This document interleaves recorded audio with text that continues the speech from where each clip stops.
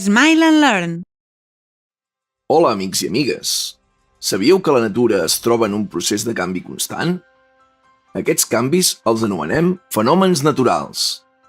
Un fenomen natural és un esdeveniment que passa a la natura i que no és provocat per l'ésser humà de manera directa. Existeixen molts tipus de fenòmens naturals, com per exemple la pluja, el vent o les marees. Quan aquests fenòmens es converteixen en perillosos i destructius, els anomenem desastres naturals. Conèixer els desastres naturals ens ajuda a estar previnguts i evitar danys. Voleu saber-ne més? Us n'explico uns quants. El tornado.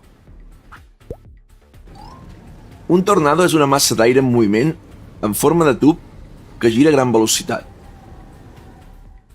Normalment té un extrem més ample a la part superior i més estret a la part inferior, que és el que toca a terra. Els tornados no solen durar gaire temps, entre uns minuts i poc més d'una hora, i solen recórrer diversos quilòmetres abans de desaparèixer, arrasant amb tot el que troben pel camí.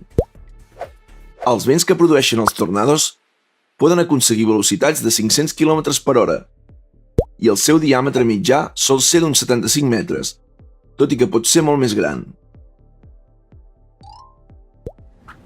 L'huracà.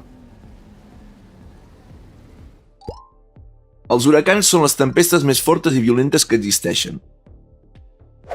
Els huracans sempre es formen al mar i, depenent del lloc del planeta on es produeixen, es poden anomenar de diferents maneres, com per exemple ciclons o tifons.